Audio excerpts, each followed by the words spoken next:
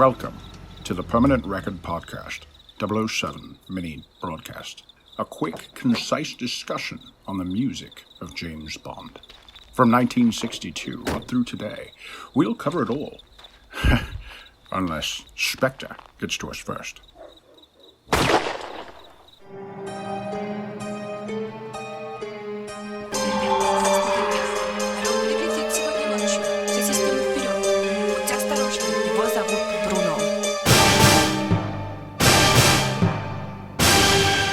So welcome back to our James Bond mini episodes. I'm really excited to be talking about James Bond again because I love doing these shows, and it's been a while since our last one, 2 Christmases ago, guys. Can you believe that? That's crazy. I'm really glad to be back at it again, too. As much as I would tease you during our regular episodes for you bringing up James Bond and the songs and things like that, now that we have a special kind of episode for that, it's a different format. It's been very enjoyable. And yeah, it's been quite a while since we've talked. So I'm excited to get to it. It's always fun to talk about James Bond. And one of the things that makes it so much fun is that we always get this powerful voice that just rings out of your headphones or your speakers, goes right to your very heart. As you listen to this man talk about James Bond, we are joined once again by Robbie Sims, the author of the delightful book Quantum of Silliness, The Peculiar World of Bond, James Bond, and he is the creative force behind the Tchaikovsky on Blue Sky and Twitter. Are you still on Twitter? Hello to you both. It's a long story, isn't it, with Twitter, which I still call Twitter. I'm not calling it X. Yeah, same. Basically, no. I do have a presence on there, but I don't use it anymore for reasons that we can go into another time. But yeah, I'm much more active on Blue Sky as Quantum of Silliness and on Instagram as well. Yeah. Oh, okay. So I got your name wrong. Then you're the Quantum of Silliness. I'm not the Tchaikovsky. No, the Tchaikovsky. I just sort of accidentally became my handle because I put "the bubbles tickle my Tchaikovsky," which is a quote from A View to a Kill, as my sort of a placeholder. And didn't realize it was going to commit to becoming my actual Twitter handle for the rest of time. But that's okay. People who understand it, which is about 1%, they get it. Well, that shows how observant I am. I've been following you on Blue Sky for months now, and I didn't pick up on that change. But I'm happy about it because I actually have trouble saying the word Tchaikovsky. Tchaikovsky. So it's going to be much easier for me. Quantum Silliness. Going forward, yeah. Much easier to say. Like I said, it's been 2 years since not 2 full years, but it was 2 Christmases ago that we were together to talk about James Bond. How frustrating is it that today, I don't think we're anywhere near closer to having another James Bond movie start filming than we were then? No, I mean, they're edging us, but it's gone beyond edging into, I don't know, they've left the room and aren't coming back. So it's quite sad. I feel like we have a good back catalogue of stuff to keep us going. There's 25 films to look through, which I can revisit ad nauseum and always enjoy. Mm-hmm.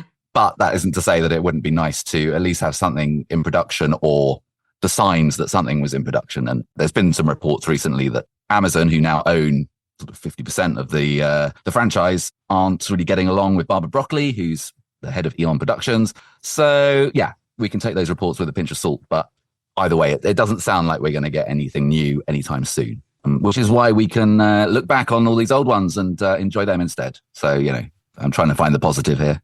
That's good. Yeah, that's all we've got going for us right now is the vast back catalog and lots of information to talk about with those. There's always something new to discover with the old stuff, as I'm sure we will over this chat. You uncover stuff that, even though I've seen the films dozens of times, I never noticed before, or little facts that I never knew before. So that happened to us just last night. We have started our rewatch of the Bond films, started with Dr. No last night, and I happened to notice something in one of the scenes that neither of us had noticed before. So that was pretty exciting. Pray tell, what was that? I saw the 3 blind men, the 3 blind mice, in the background of one of the scenes, and I saw the policeman. I forget his name, but he looked back towards them, and they were very far in the distance. But they caught his eye, and I was like, "Hey, look! It's the 3 blind mice."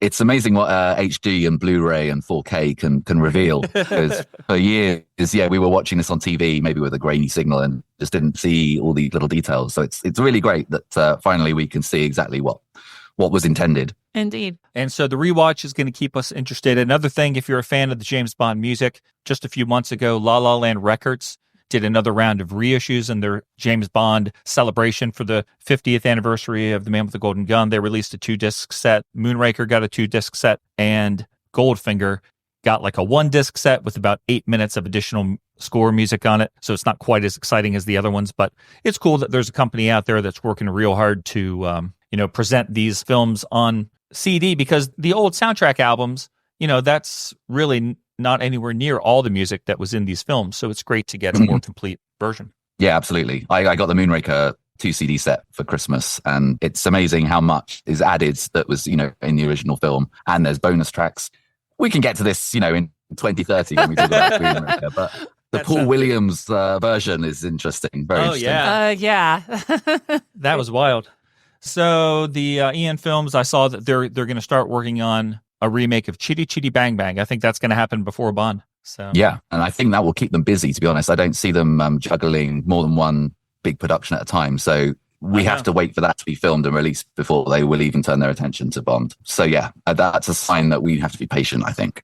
And so since we can't go forward, we're going to go backwards. We're going to go back to 1971, I think. That's right. And we're going to take a listen to the final Sean Connery film. A film that I like to complain about quite a bit, but our guest joined us today with one of the most spectacular T-shirts I've ever seen. It's starting to win me over. I like this movie more than I did 10 minutes ago, based purely on your shirt. Tell us about the shirt you're wearing.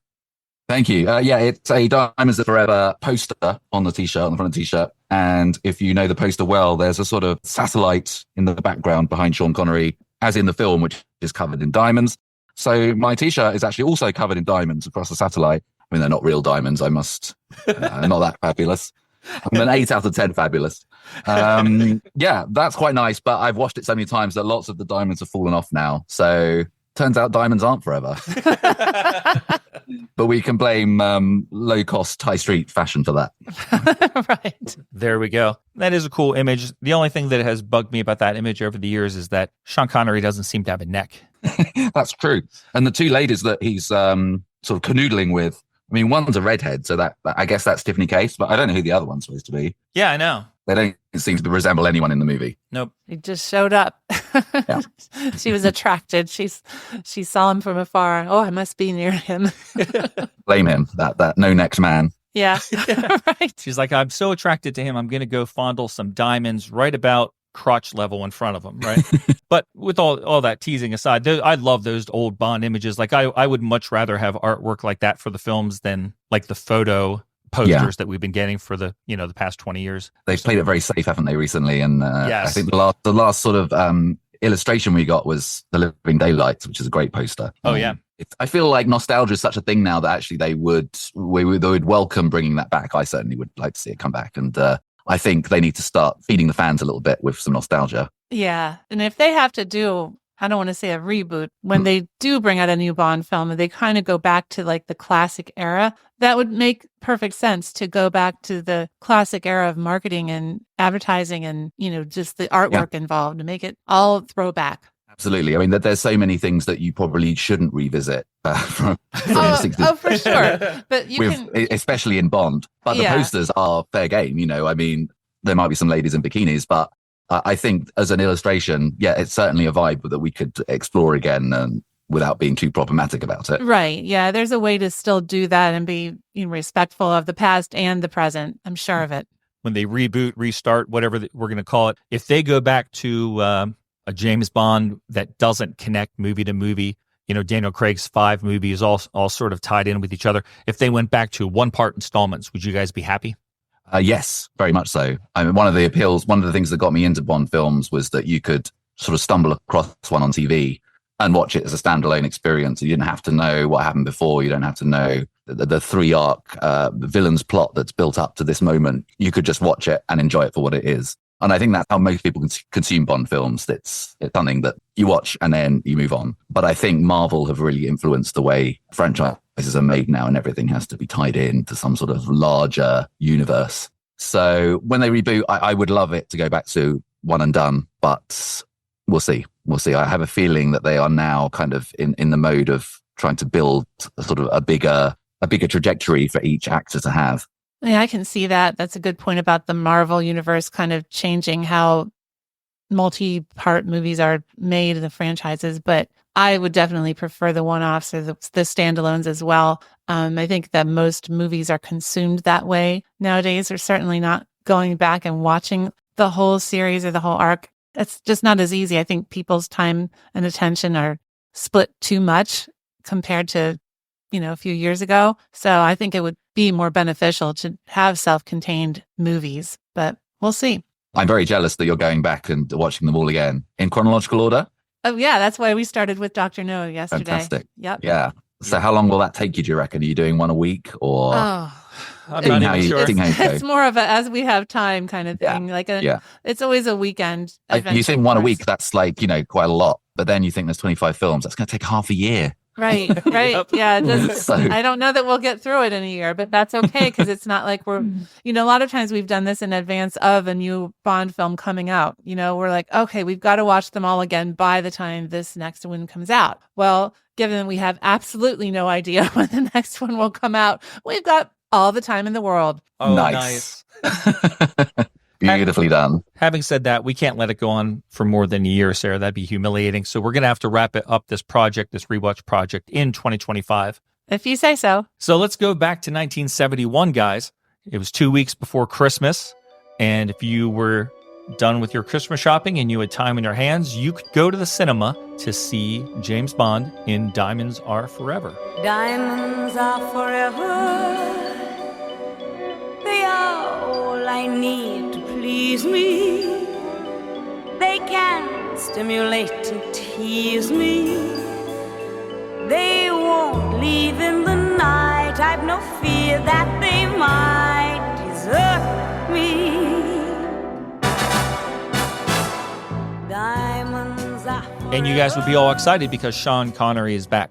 It seems like from my research that you guys over in the UK, you embraced George Lazenby more than we did here in the US. Belatedly, I think. Now we reappraise that film as being one of the best, but box office wise, it didn't do great over here. And I remember when they would show the films on terrestrial TV back in the day, when that was really the only way you had access to them, like when I was growing up, they would often put all of the films on in prime time at like 8 p.m. But then on the Majesty's Secret Service, they would shunt to like 3 o'clock in the afternoon on a Saturday. This never happened to the other fella. Which was that was a sign to me that it was still considered like the runt of the litter.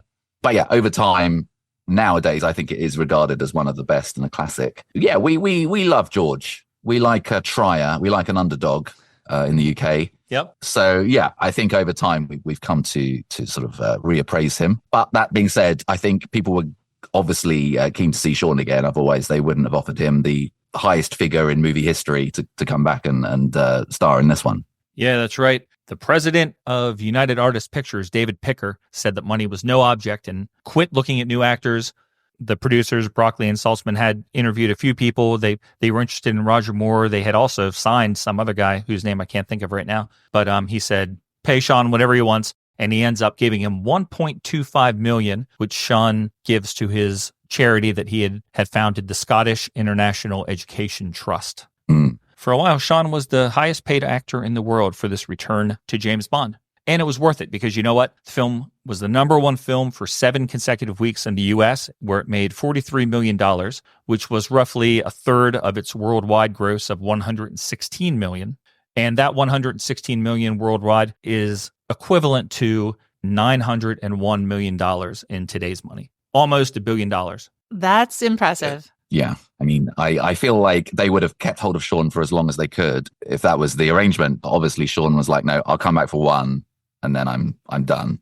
Of course, time tells a different story. The best thing about Never Say Never Again is the title, which I think is very apt. Yes. Right. But yeah, in 1971, I guess you were like, okay, this is it. This is the final one we're getting, so we better enjoy it while it lasts. You're absolutely right. That statement cracked me up. The best thing about Never Say Never Again is the title, which is true.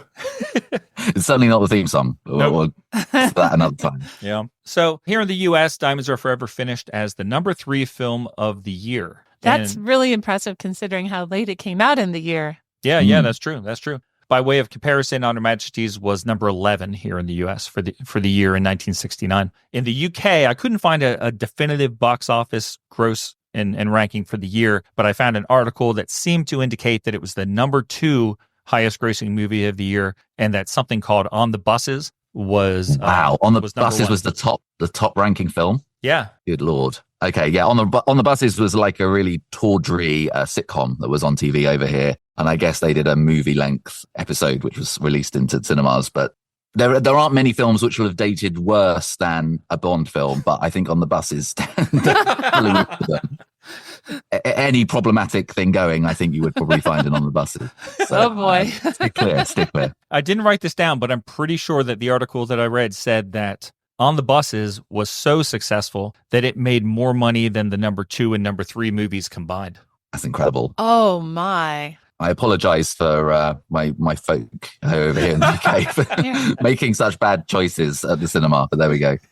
Here in the US, the 2 movies that beat Diamonds Are Forever were number 2 was Fiddler on the Roof, and number 1 was Billy Jack, which was a Western movie. If you guys recall, back to December 2022, we talked about how the film Butch Cassidy and the Sundance Kid was the number 1 movie in 1969 here. So after many, many years of Westerns being relegated to B movies and things, it seemed like they were really making a comeback around that time and actually becoming prestigious, kind of popular films. Interesting. The only movie I remember really seeing that I saw on the list was The French Connection. I like that movie a lot. Oh, yeah. That was number 4, right behind Diamonds Are Forever.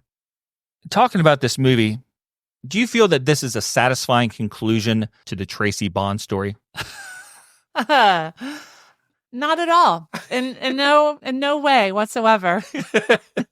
Does this kind of give any sort of closure to that story? Absolutely none. Well, he kills Blofeld in a big batch of spoiled mashed potatoes. Yeah. Right. Yeah, that's not satisfying enough. It's like they're embarrassed about the perceived failure of the last film. So they are kind of, I guess, ignoring it. And instead sort of picking up where You Only Live Twice left off, which is the last Sean one. In fact, the first scene of Diamonds Are Forever is of a Japanese wall, which as you know, is sort of very thin and paper-like, and a sort of goon comes crashing through it. I like to think that is a direct attempt to sort of link it back to You Only Live Twice, which was set mainly in Japan. And it's like they're trying to sort of erase On Majesty's from the timeline somehow. And it's weird. It's very weird that the timeline makes no sense because Blofeld has a different face, and in some films he's like never met Bond before, and sometimes he hasn't.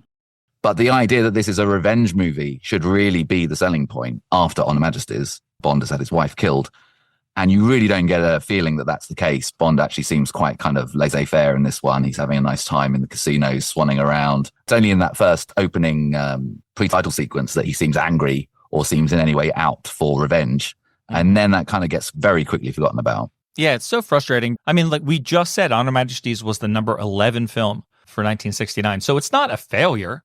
I understand they can't claim, they can't say it's a top 10 movie, but 11 is as close as you can get. So frustrating that very well-written storyline from the previous film, good characters, just kind of brushed aside in 12 minutes maybe. When you watch that movie, one of the things that I found most shocking, if you're someone who is keeping that storyline of Bond getting married in mind as you watch it, like when an hour into the movie, when Bond crosses paths with Moneypenny, she prompts him to bring her back a wedding ring. Yeah. Right. I'm like, wow, putting your foot in it. I mean, that must be triggering to have your wife gunned down on your wedding day. I don't think you want, any kind of jokes about marriage going around. Yeah, so weird. Well, yeah. And I mean, I know based solely on the title of this movie, they're still trying to tie back to the Ian Fleming novels. Don't think there's a lot of this that ties back, the plot that ties back to the novel, but it seems like they're just solely focused on that and solely focused on the classic Sean Connery stories. And they're thinking that the kind of detour they took with the last film, The Last Actor, was not successful. So they're just going back to their tried and true formula. Sure. And they're making a conscientious effort, I think, to try and replicate the success of Goldfinger with this movie, because they bring back Guy Hamilton, who was the director for Goldfinger. He comes back and then directs the next, 1, 2, 3 in a row. So they bring back him. There was an original idea, I think, to have the villain was going to be Goldfinger's brother. Yeah, twin brother. So there's definitely an attempt there to sort of recapture the success that they had with Goldfinger. for John Barry as well for the score, which I'm sure we'll get into. I think the sound sounds a lot more like the Shaun era than it does the George Lazenby One and Done.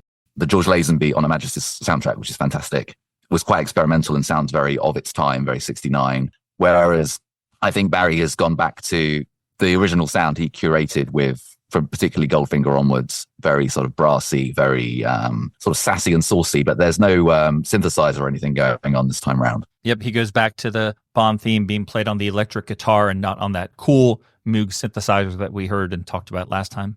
So yeah, you nailed all those things right there. They're trying to replicate that Goldfinger success. Also bringing back Shirley Bassey to do the vocals on the theme song.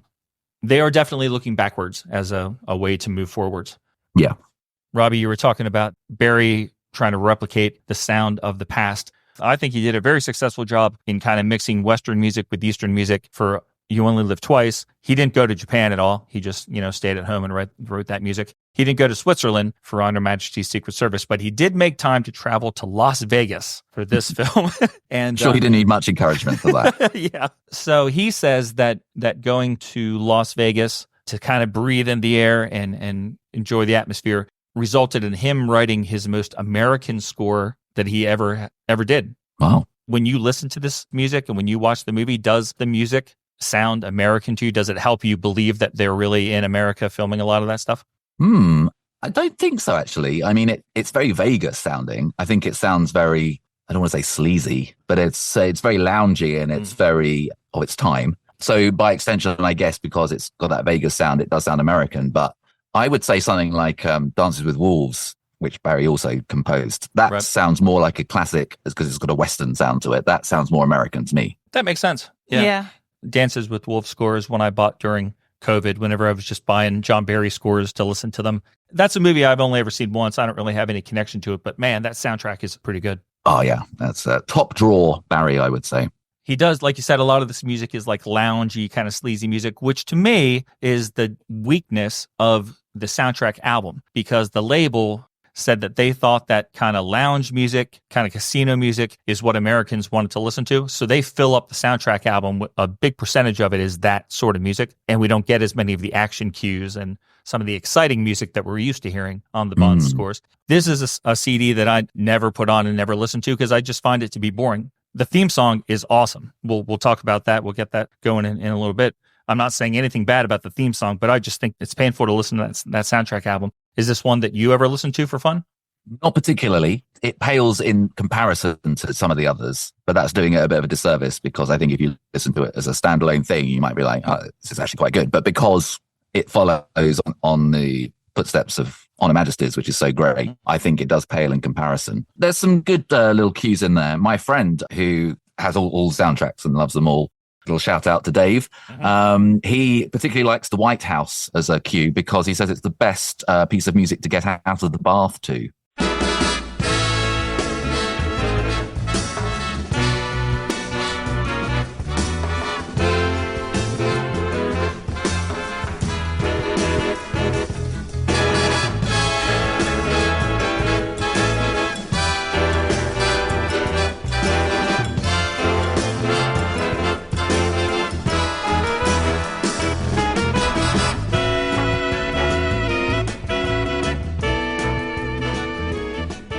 So if nothing else, okay. I did have a listen. I'm like, yeah, you're right. Actually, it's got a sort of momentum to it, and you can feel a little bit excited as you get out of the bath. I recommend slipping that on if you want to towel down to that one. I'm going to take a note about that. Things to do. Yep. Play that song as you're getting out of the bath. It's a real motivator. Well, I hope I don't make. That was Dave. David, did you say his name was? That's Dave. He lives in Toronto, yeah. Yeah, I hope I don't make him mad with my bad mouthing of the score. But not at all, no. He's a regular listener, actually, so he'll love that. Oh, very cool. Another thing they do to harken back, not quite as far as Goldfinger, is they go back to the Thunderball songwriter, lyric writer, and John Barry calls on Don Black to write these lyrics. Yes, he does. For the theme song. What do you guys think about, before we even talk about Shirley and the actual song, the performance, what do you think about the lyrics to this one? if anyone's read Quantum of Silliness, you'll know that I'm not shy of an innuendo or two. So, yes, the story goes that they're basically alluding to, instead of writing about diamonds, try and write about penises. Yep. Which is what I guess Don Black is doing. Touch it, stroke it, and undress it. Would you really undress a diamond? Maybe you would. I don't know. I've never really got close to a real diamond, but there's certainly a lot of playfulness going on with sort of double entendres in this one. Exactly. And Sarah, did you see the story about who was not pleased with that? I did, but I don't remember. That would be Harry Saltzman. Ah. When they had him over, I think they invited Albert Broccoli and Harry Saltzman over to John Barry's apartment to premiere the song for them. Saltzman got very, very angry about it and said it was perverted and it was not acceptable for a James Bond song, that it was just too dirty. And he stormed off, at which point Albert R. Broccoli said, "Do you have any whiskey?" John Barry got some whiskey out and they drank a little bit. And by the time they had a couple of glasses of Jack Daniels, Albert Broccoli said, "Yeah, I sign off on this song. I think it's good." Okay. It's weird that Harry would be so prudish after, they've greenlit a movie in which the female heroine is called Pussy Galore. Right. Obviously, that's an Ian Fleming creation. But, it's so strange that maybe he draws the line at male genitalia being referenced rather than female. Let's go back to this actual movie. How about Plenty O'Toole? Exactly. Come on. I mean, Named for Your Father, I suppose. Wow. If that's not a reference, I don't know what is. But I have to say, I love these lyrics. I think that they're quite good. Some of the best lyrics for a Bond theme, because they're very straightforward. You've got to, you don't have to figure out, well, what is Thunderball and how am I going to write a song about Octopussy? This is what it is. It's about diamonds, right? Mostly. Mm-hmm. But I also think that the lyrics are rather empowering from a woman's point of view, which I think goes really nicely with the sign of the times. And, we've got some female henchwomen, I guess you could say, in this movie, which is kind of a new thing, right? We didn't have a lot of women other than Rosa Klebb, but, we've got these bikini-clad henchwomen taking Bond down in this movie. So there's this kind of a very subtle theme of empowerment here. And she's like, I don't need love. What does love do for me? And I don't need a man. I've got diamonds. I actually really appreciate that about this song. Yeah, it's empowering and sort of capitalist at the same time. But yeah, it's finally sort of giving the woman the viewpoint of the song. Whereas with Thunderball or Goldfinger, it's about the men. Right, yeah. My favorite line in the lyrics to Diamonds Are Forever is "Men are mere mortals who are not worth going to your grave for." Yes. Which is that's a very Fleming sentence, but like you say, it's also it's being said from the point of view of a woman, and yeah, I think it's quite powerful, that line.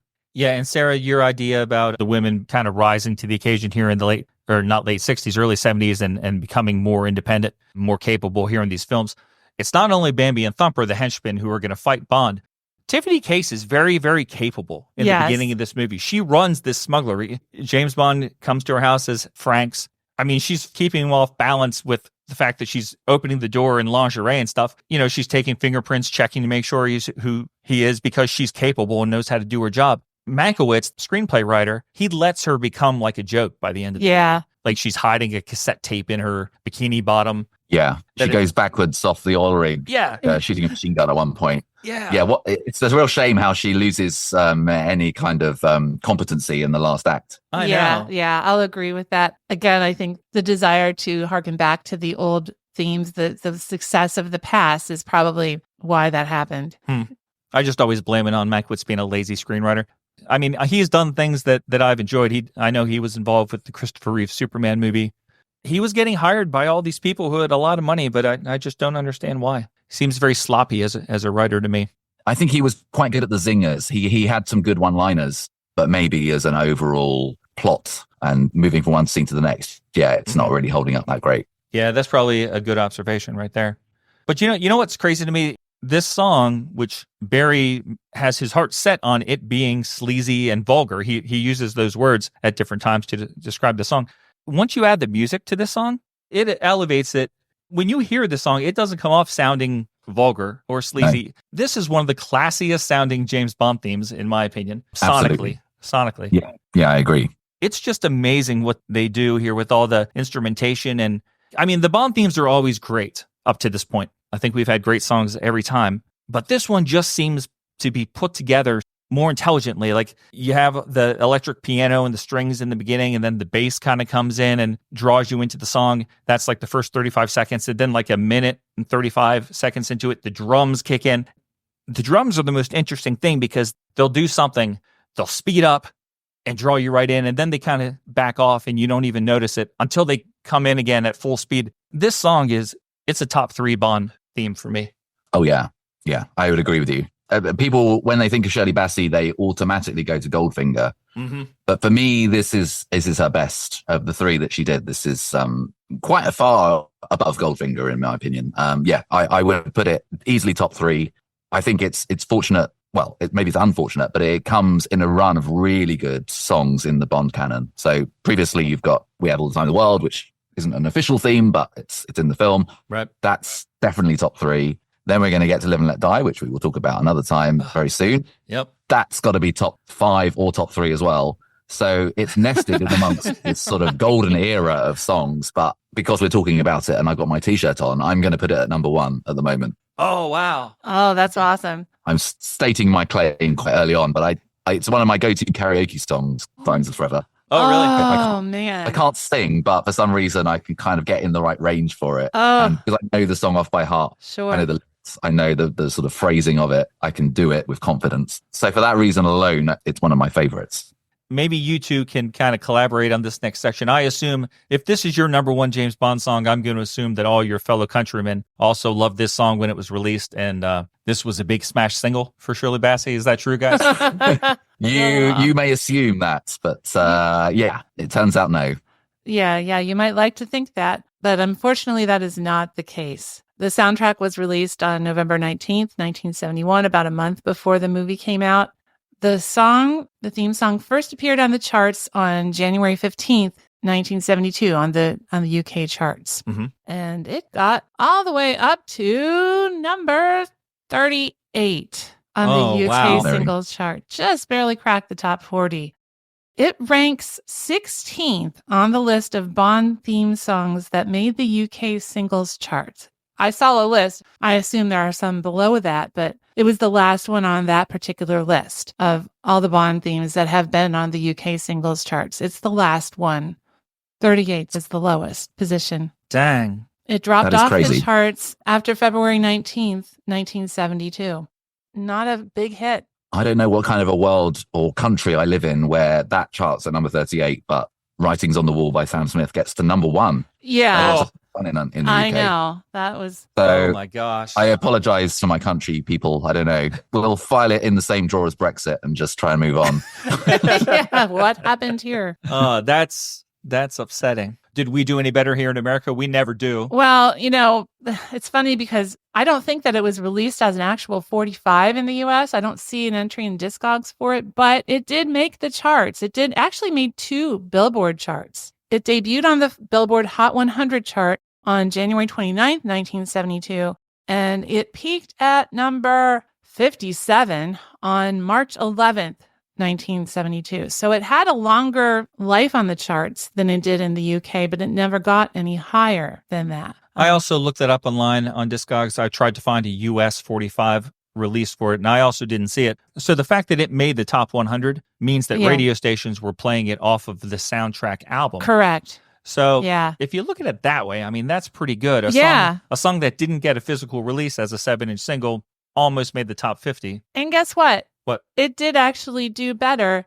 on another Billboard chart, and it did better than it did in the UK on that chart. It made the Billboard Adult Contemporary chart, first appeared there on January 1, 1972, and it peaked at number 14 on February 26, 1972. It spent a total of 13 weeks on the chart, on that particular chart. Oh, okay. So the Adult Contemporary chart, it was quite a success. And I guess that makes sense given the type of music that it is. Growing up, Robbie, I always called the Adult Contemporary chart in Billboard. That was the chart where your mom and dad's music would chart. I would always cast aspersions on it unless one of my groups happened to have a hit. A crossover. That crossed over, and then yeah. I was like, it's pretty cool. It's wonderful. It's pretty cool. Yeah. I do want to go back a moment just because Robbie has now kind of played his hand and showed his hand and said that this is his favorite right now. Anyway, number one James Bond theme. And he's in good company. There was an article in Variety, October 2021, when No Time to Die came out. They go through and they rank all the Bond themes every time a new one comes out.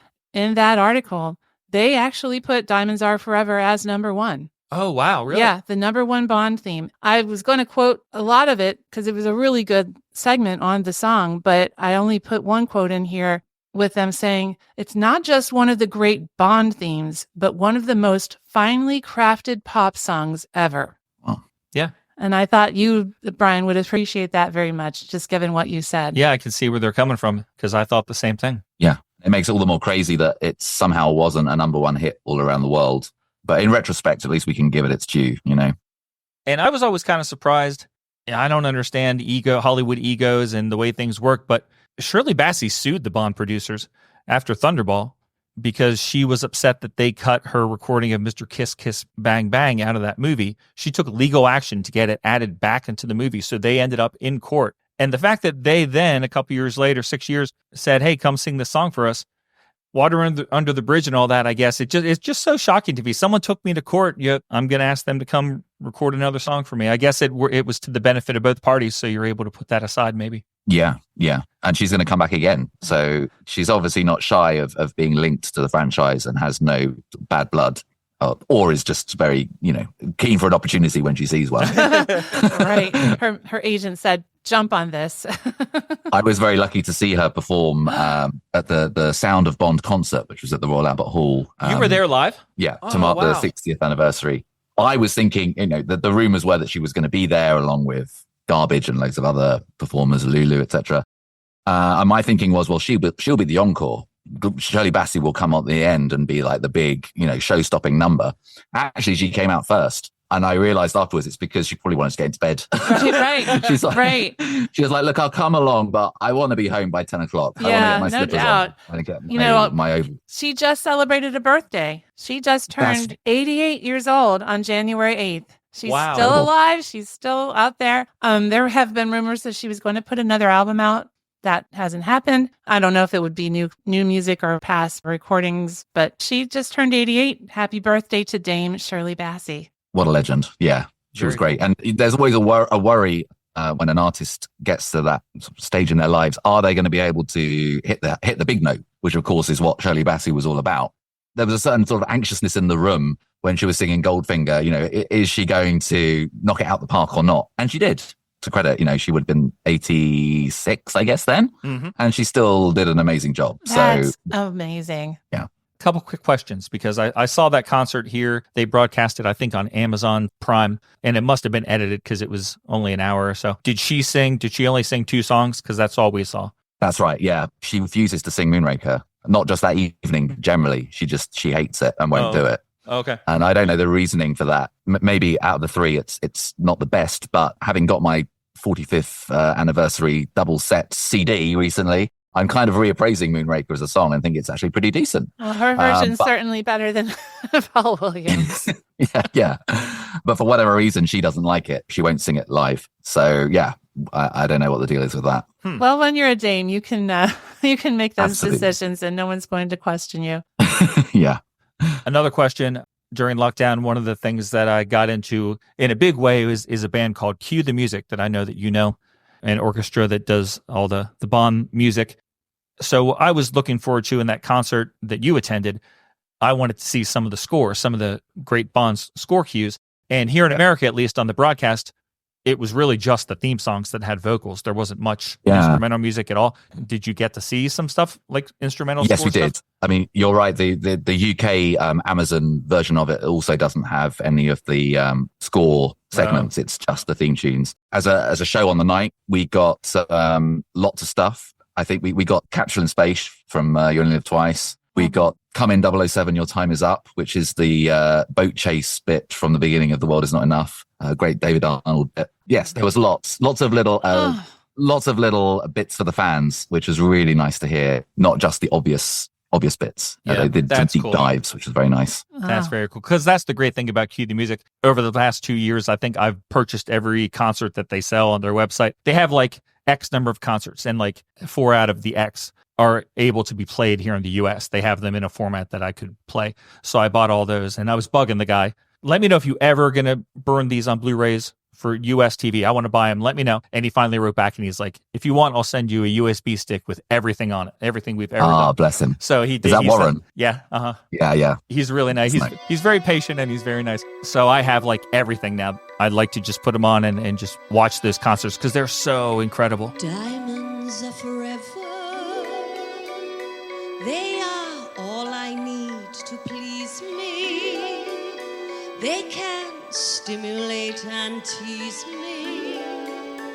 They won't leave in the night. I've no fear that they might desert me. Diamonds are forever. Hold one up and then caress it. Touch it, stroke it and undress it. I can see every part. Nothing hides in the heart to hurt me. Yeah. And he says, like, a lot of times he'll say, like, we played this concert. The musicians didn't see the music until the morning of the show. Like, it's crazy how talented all those people are. Mm-hmm. I've only seen them live once, which was here in London. But there's some great stuff on YouTube with them, especially a very jazzy kind of arrangement of all of the song, all the theme tunes, which they do. Yeah. Which is very nice to put on if I'm like doing some laundry or just like writing some stuff. It's very nice background music. Very recommended. Yep. I play that one all the time at work.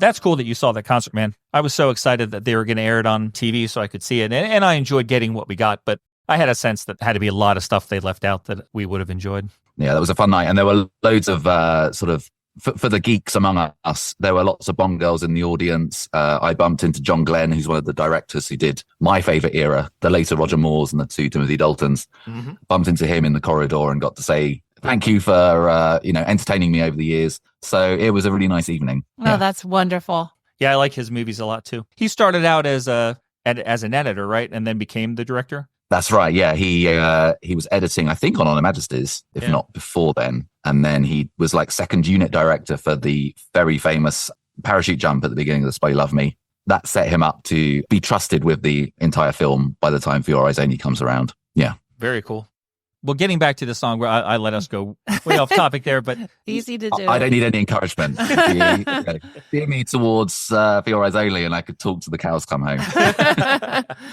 I just wanted to share something with you guys that I read that I thought was pretty neat. It was on a website called Film Score Notes, and it was written by someone named Mark Richards. But he was talking about this score, and he said that much like with the way Barry used finger symbols in Goldfinger to suggest gold medal, here he uses a repeating 8th note figure to suggest the 8 sides of a diamond. Yes. That's cool. Yeah, the do do do do do do do do. That's 8 notes, right? And it's a very familiar and famous riff, and that's supposed to be reminiscent of the 8 sides of a diamond. Yeah, very smart, strange way to look at me. Like a person like me would never think of that. I'm going to use finger symbols because they're bronze colored and it's going to make people think of gold medal. Likewise, this 8th note figure, I would never be that smart to think of that. The audio engineer of these sessions was a guy named John Richards, and he said that he remembered that 8-note riff is played on a particular electric organ that Barry found in the studio. And he said John used just one facet of the organ, the tinkly bright sound that you couldn't get on anything else.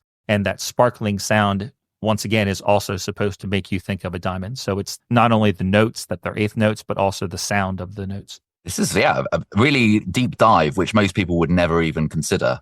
But once you hear it, and you can really appreciate that from now on. Very, very subliminal, very effective as well. And that riff, that 8-note riff, is what you'll find in many, many of the songs that do sample this. According to whosampled.com, Diamonds Are Forever has been sampled in 49 songs. There's one that's very, very notable, but most of the ones that have sampled it, I played a few of them, and it is just that little do do do do do do do do. So it's definitely catchy, memorable, evocative of Bond as soon as you hear it. Right. I guess my last bit of notes that I have about the actual creation of the song and the song musically is I found a verse that was excised from the tune when they were recording it. It turned out when they went into the studio with Shirley, it was taking too long. Like they knew how much time they had for the opening credits and the song was too long. So there was an entire verse that was removed. I don't know if you guys saw this. I wrote down the lyrics just to share them with you. They're pretty good up until the last line. It goes like this: diamonds are forever. I can taste the satisfaction. Flawless physical attraction. Bitter cold, icy fresh, till they rest on the flesh they crave for.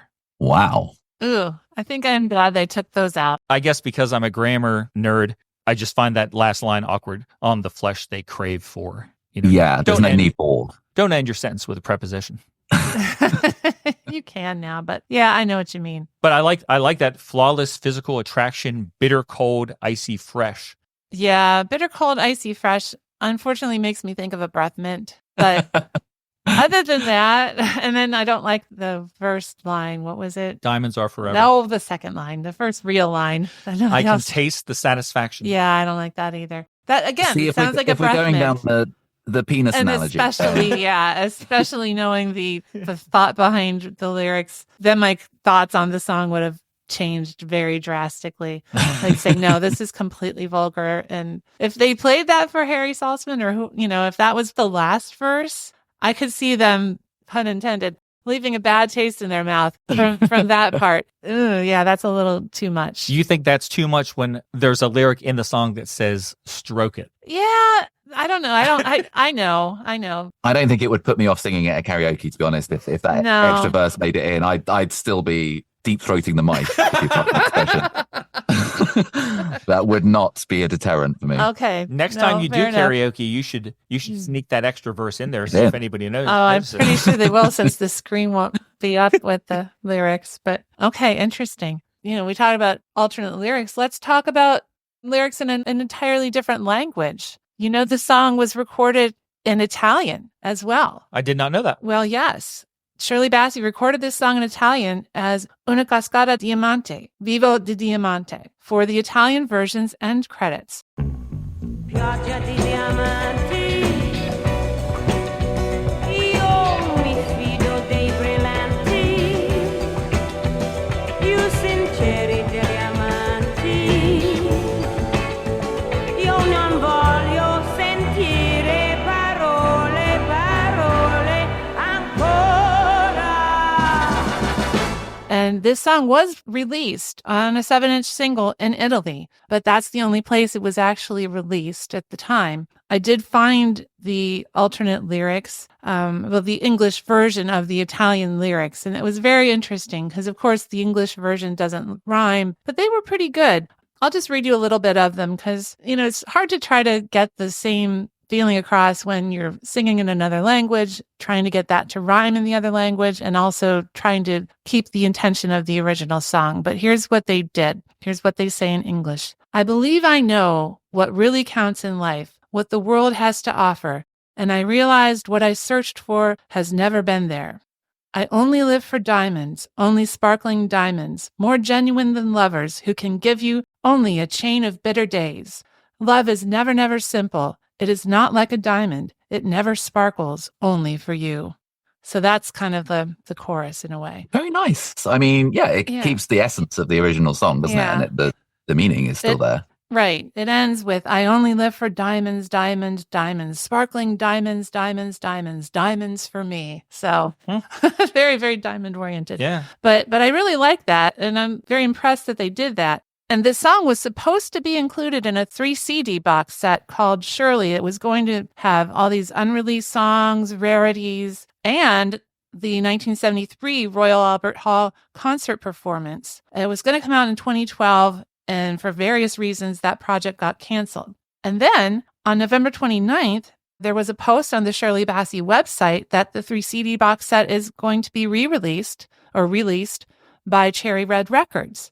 Oh, really? Yes, they're working on it. It's going to have a new name, the singer, instead of Shirley. And originally it was supposed to come out on February 21st of this year. The project hit another snag. It's delayed again, but there is a lot of hope that it is still going to come out sometime this year. And the Italian version of this song is going to be included, along with a whole bunch of other stuff. If you want, I can put the link to the post in on the website. Yeah, that'd be cool. It's really, really interesting. It's exciting because I've not heard the Italian version. I don't know if it's not available on YouTube or anything to access. I don't think. I'll look for it. I did not look for it on YouTube, but it'll be exciting to get that. Yeah. So that's cool. Yeah, if you can add the link to the show notes. I will indeed. I'll actually go click on it. There you go. How about that? I had information that you didn't have. Yeah, very sweet. This is news to me as well, Sarah. So you've Yay! outdone both. I'm scooping the Bond experts. I love it. Let's move on because, no one really cares what I think, but I always like to tell myself that they do. So I wanted to just say, I have a section on my notes. What does Brian think? I care. Sort of that's Thanks, what guys. podcasts are for, right? Thanks, Robbie. I appreciate it. I just wanted to tell this story, which is of no real significance, but I have always thought that this song was a clear line of demarcation in the history of the Bond sound. Because back in 1990, late in 1990, I always liked James Bond in the 80s. The first one I saw in the theater was Octopussy, but I had been watching them previously on ABC. They would show the ABC movie of the week, and it was often a James Bond movie. But late 1990, I decided I was going to become like a collector of James Bond. And my friend in college had a cassette of all the Bond themes up to and including Duran Duran. So I would always steal that tape from him.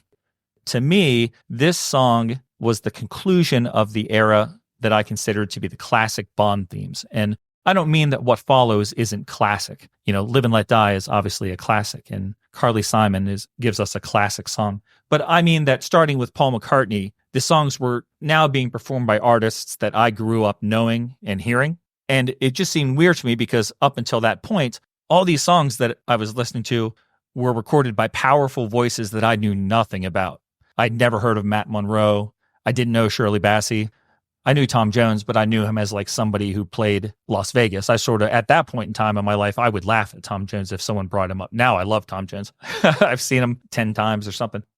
And the songs, those early songs, they all seem so pristine and so classy to me. Even this one, and she's singing about a penis. I just love the sound of the first side of that cassette because this was the last song on side 1. And I listened to that first side way more often than I did side 2. So to me, I really feel like we already sort of touched on this. I feel like this is easily the best theme of the first 7 movies. This is an amazing song.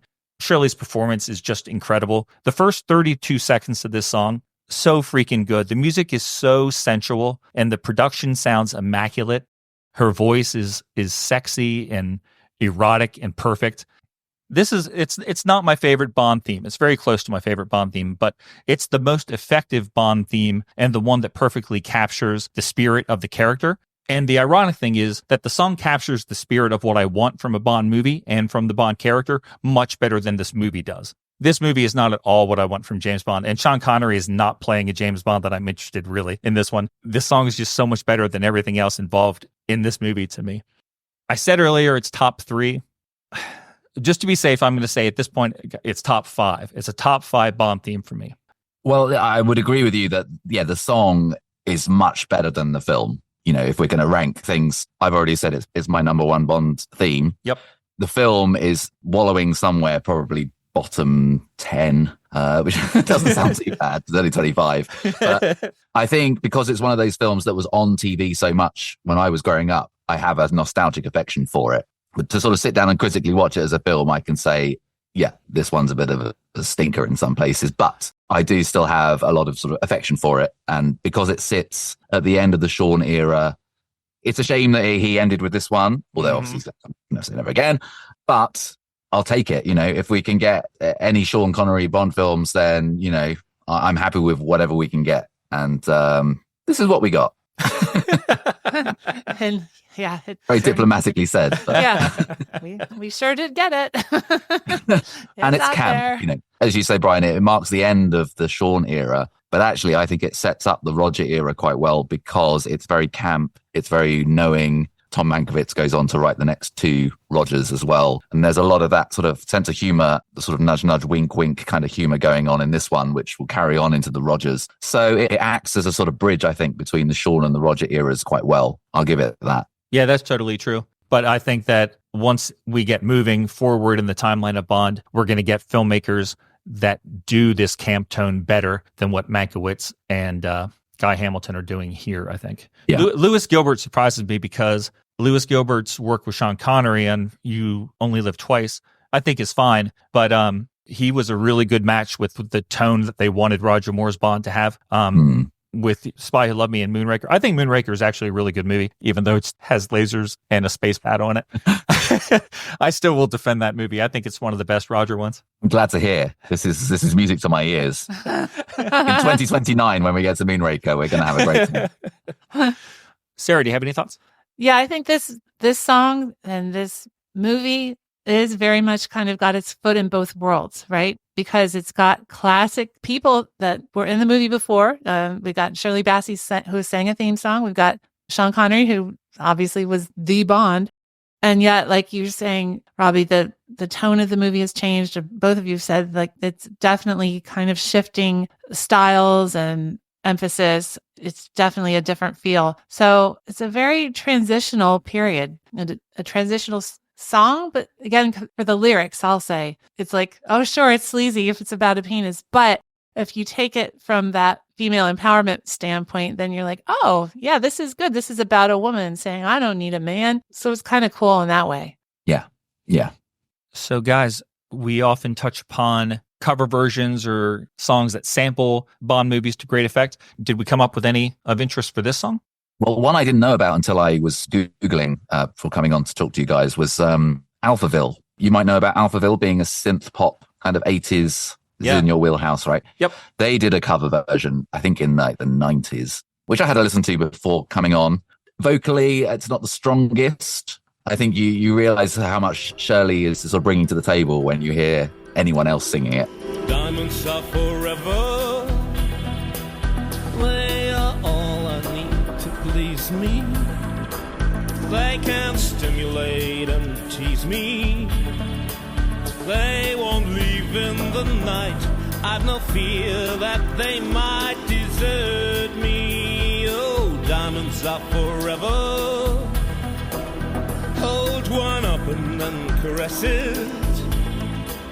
Touch it, stroke it, and undress it. Yeah, and he seems rushed. He seems like he is feeling rushed as he's going through it. He's not allowing a lot of the dramatic pauses that Shirley gives. It was weird. Yeah. They have the studio version, but in the 2020s, they also recorded a symphonic version of it as well. And he rushes through that even worse than the studio one. They both made me He's got nervous places to be. Yeah.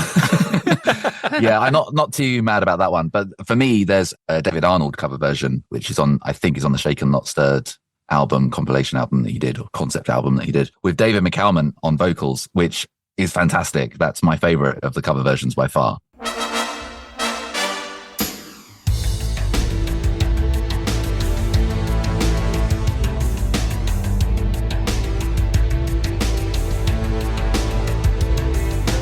Diamonds are forever. Hold one up and then caress it. Touch it, stroke it, and undress it. I can see every part. Nothing hides in the heart to hurt me. By far, that song is so good. And I didn't know until this morning that there was an official music video for it. Did you? That's right, which I think has David Arnold, who's will go on to score Tomorrow Never Dies and 4 other Bond films. I think it has him crawling along the floor in a sort of choker with a chain. Oh no, I no, might be. Maybe that's a fever dream I've had.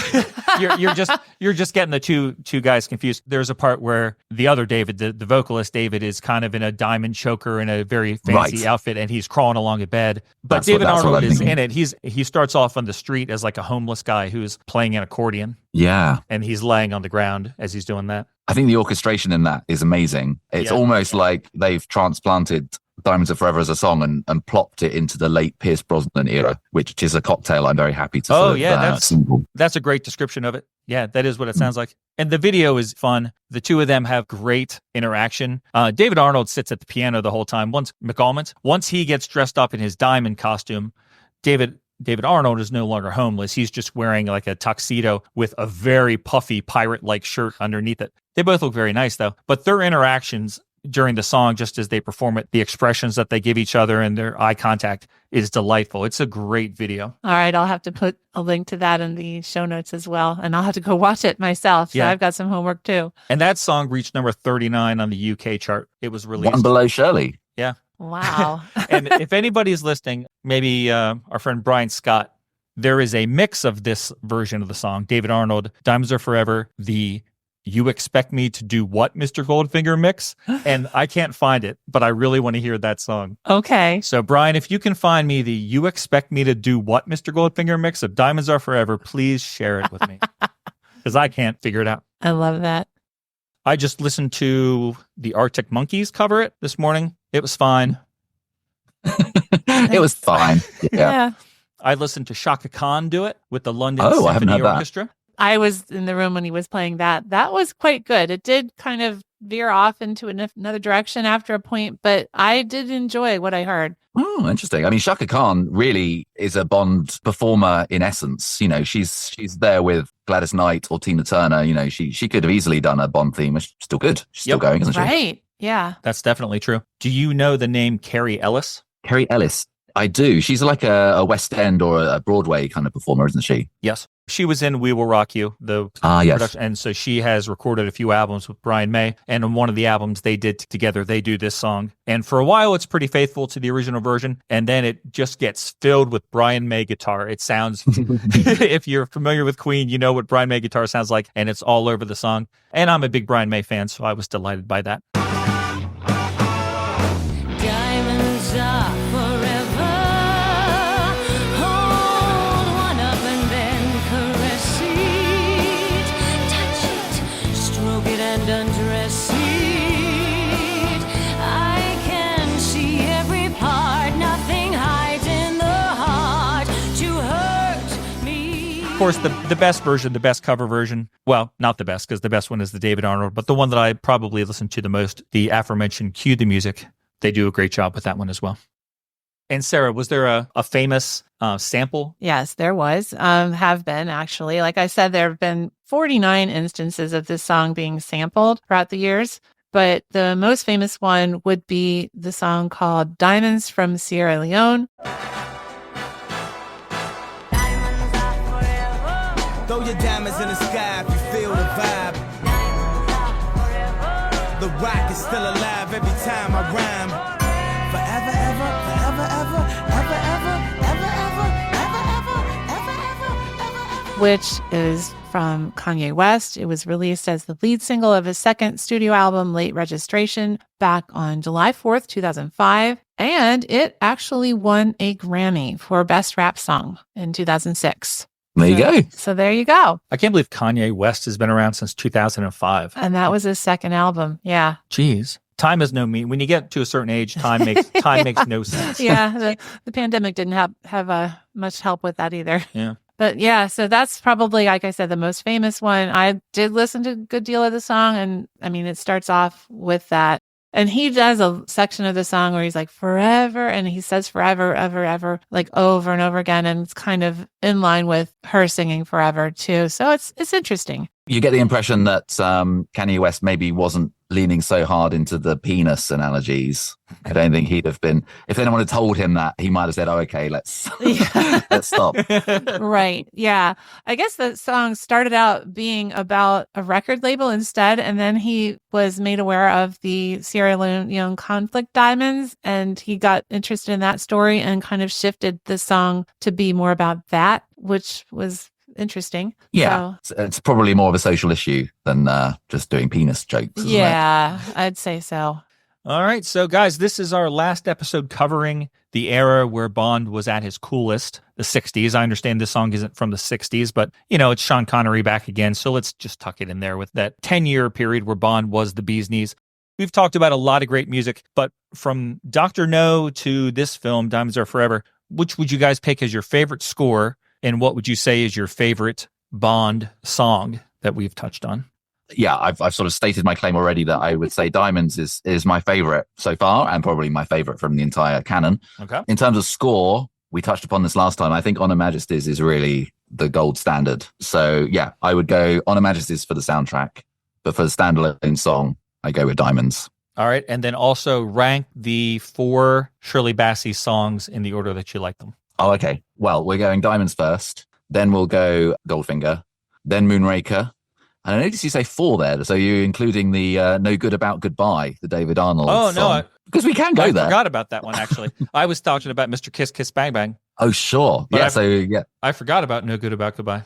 Start over and do the 5. Sure. Well, let's go Diamonds, number 1, then Goldfinger, then Kiss Kiss Bang Bang, then Moonraker, and then No Good About Goodbye, which was a song that David Arnold composed, I think, with the intent of working with Shirley on Quantum of Solace and releasing a song for that one. For whatever reason, that didn't work out in the end, and we got Jack Black and Alicia Keys. Not Jack Black, Jack White. Jack White. I always make that mistake. Yep. That would be a very different song. But yeah, for whatever reason, the song is still sort of interwoven into the score for Quantum of Solace. So you can detect it there as its DNA is still in there somewhere. But it's no Diamonds Are Forever. Very good. Thank you, Robbie. Sarah, what's your favorite score? Oh my gosh, that's tough. I might say You Only Live Twice because I love the capsule one. I love that. But then I also love Goldfinger because it's got Into Miami. Oh, yeah, that's good. So those 2 cues are like my 2 favorite cues, I think, of all of them. Don't forget that You Only Live Twice also has the fight at Kobe Docks. Very, very true. Ooh, yeah. I think I'm just going to go with You Only Live Twice total because already from previous episodes, that is my favorite theme song. So I'm going to have to say that anyway. Okay. I might as well just, fill it in and say that's my favorite score as well. All right. Sounds good. But I do love Into Miami. I know. And then you're probably not familiar with No Good About Goodbye. No. Because we don't really have that on a CD there that we can play around the house. But right. So rank the 4 Shirley songs that you know. I think I will say Diamonds Are Forever's first as well, just because I do feel it is a more fully realized, more quintessential Bond theme. That sounds strange than Goldfinger, but I think it's like Barry at his peak here. He really put everything together. Goldfinger, he was still kind of sort of figuring things out. I mean, it's an awesome, awesome song. That's number 2. But for Bond themes, I think Diamonds Are Forever actually has it by a bit. Then third would be, just because it's so much fun, I'll pick Mr. Kiss Kiss Bang Bang. And Moonraker, I'm going to go with Shirley on this one and say, yeah, that's not as good. The song is, the music is fine. The lyrics are ridiculous. Not that Mr. Kiss Kiss Bang Bang is like the best lyrics either. But yeah, really. At any rate, like that one seems more, it should be like that. The whole song feels more like fun and silly. The score, or the music behind Moonraker is like more serious. And then he's like, just like the Moonraker. And like, what is that? What is that? All right, fair enough. So my list is very, very close to Robbie's. My favorite score would be On Her Majesty's Secret Service. My favorite theme song would be this one that we talked about today, Diamonds Are Forever. And if I was going to rank the Shirley songs, this is where we'll differ just a little bit. I'm going to rank at number 5, Mr. Kiss Kiss Ban Ban, as she sings. Number 4, I'm going to say Moonraker, which I do enjoy. I'm not one to badmouth Moonraker. I always think it's kind of boring, but then when I hear it, I get it stuck in my head for a couple days. I'll be singing it like 2 days later. So I think it is a catchier song than people give it credit for. Number 3, No Good About Goodbye, a song that I didn't know about at the time of the movie. I just found out about that one a couple years ago, and I like that one a lot. It's a very good melody. Number 2, Goldfinger, and number 1 is Diamonds Are Forever. There's a quick ranking from all of us to wrap up this era of Bond, and the next time we meet to talk about James Bond, we're going to be covering our first non-John Barry installment, so that will be interesting. I can't wait to find out where this series goes musically in the 1970s, because I have no clue at this time, guys. You've never seen the film? Nope, I've never heard. No idea. So I'm anxious to find out. What could happen? No one knows. So before we let Robbie go, we always like to put his Bond knowledge to the test by ending our episodes with, we draw a card at random from the James Bond 007 trivia game and see how he can do. I think it's been a while, but I seem to think that because of bonus points that were awarded on the spot, I think he actually has more points than were really available. Oh, that might be true. I think you have like 13. I'm somehow scoring beyond the score sheet below. Yeah. You're just above and beyond. I think you have like 14 out of 12 or something like that. The only way is down in that case. So here are your questions for today. In what film set in Japan did Bond taste and dislike Siamese vodka? Okay, I can do this one. This is You Only Live Twice. You're correct. I would have got that wrong. Well, how many films are set in Japan? I would have been confused because he badmouths an Asian alcohol in The Man with the Golden Gun. That's right. Fu Yuck. Fu Yuck. Taiwan, I think. Gotcha. All right. Second question. What is the signal that the British government gives to signify that they agree with Spectre's terms in the movie Thunderball? So Thunderball is one that I can watch a lot. And for some reason, it never sort of stays in my memory. It sort of passes through my retinas and then goes straight out again. But I know that they arrange for Big Ben to either strike 13 times or to miss a strike. I'm going to say that it has an extra bong. A Big Ben is going to bong more than it should do. And that's the signal. That is correct. Sarah has a look on her face like if she was playing, she would be trying to steal this answer from me. Sarah must know the exact time. Well, I think it is 13, but then I was just like, ooh, maybe it's 6. I think it's 13 at 12. I'm going to give Robbie the points. The card does give more specifics. Big Ben rings 7 times at 6 p.m. Oh, so it was 6. Okay. Ah, well done, Sarah. So yeah, I mean, you'd have stolen that point from me because I would have gone midday. I would have said noon and 13 bongs. Not an unusual occurrence of course for me. It had to be 7, right? Of course they had to do 7, 007. That makes sense. Yeah, from a writing standpoint. Do you guys, just for a bonus point, do you guys know how Bond became aware of the fact that signal was given? No. I'm really disappointing myself now. There's a scene in the film where he's standing there listening to the radio in Nassau, and the announcer says something about, yes, Big Ben did ring 7 times at 6 o'clock. It hasn't happened since 1898. Oh, right. There you go. All right. What kind of car does Bond use to get around Isthmus City in License to Kill? Is it an Aston Martin, a Ferrari, or a Rolls Royce? Interesting. I mean, cars are not my speciality, but we can rule out Aston Martin. I know he doesn't drive one in License to Kill. Now, notice I said, does he use to get around? I didn't say, does he drive to get He doesn't drive. Interesting. Well, what were the choices again? Yeah, well, it's not Aston Martin. A Ferrari or a Rolls Royce? My instinct would be to say Rolls Royce, but to be honest, I'm not sure about this one. He gets picked up in a car by his friends in the CIA at one point, but I don't think they're driving a Rolls Royce. They've got some sort of, boring ass Saab or something. Are you talking about the scene where he's trying on sunglasses outside and they say, yeah, he's sat in his car and he's watching. That's in Tangiers though. That's in Tangiers now I think about it. Daylights. Oh my God, yeah, I'm on the wrong film completely. Goodness me, the only way is down. Isthmus City. I can't remember there being a Ferrari in that movie, so I'm going to say Rolls Royce. You're correct. It's a Rolls Royce. And who is the chauffeur of the Rolls Royce for a bonus point? Well, in the film, it. Oh, Sarah, do you know this? I think I do. If you're asking like who in the context of the film, who is driving or who as an actor is driving. Which character chauffeurs Bond around in the Rolls Royce?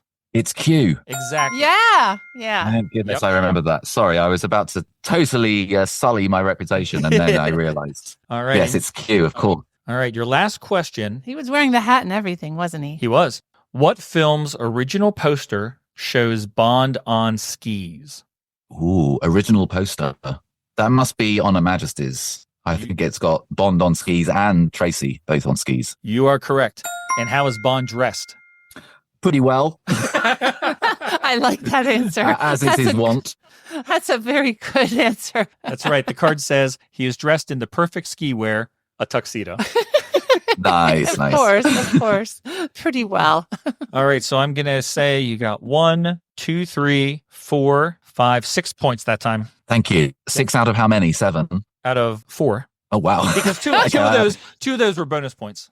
I won't appeal that decision then. You carry on. Uh-huh. Because a lot of times when I flip the card, it tells you the answer, but then there's a follow-up question. I always count those as bonus points. That way, if you ever do miss one, no one will know because your record is perfect. He's I'm got a still, cushion. I've gone off the charts somehow. Yep. Yeah. Well, my friend, it's always great to talk with you. I'm sorry it took so long to talk about this one. Is there anything we need to tell folks about? Anything you're doing that people should know? Are you working on a sequel to this book? Not at the moment. I feel like maybe if they pump out some more films, then I'll have some more subject matter to work with.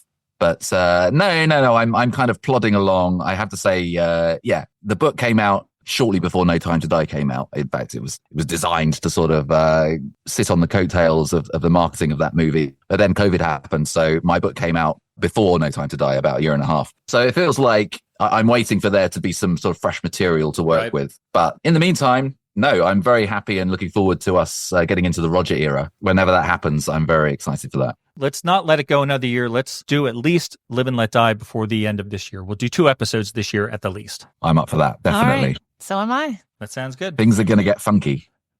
They sure are. And we're going to start talking about the Beatles too, I'm sure, which is crazy because we all know Bond's stance on the Beatles.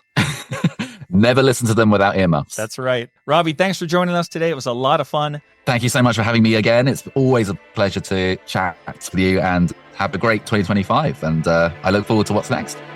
Diamonds are forever. They're all I need to please me.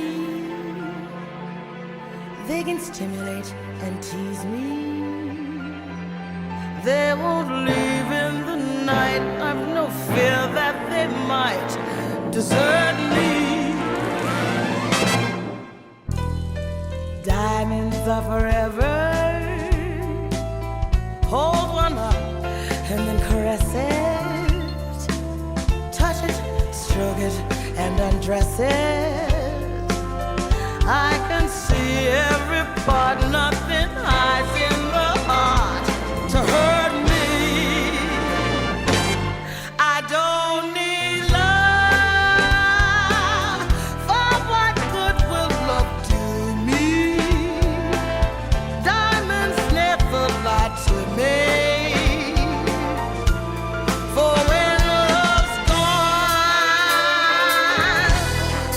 there was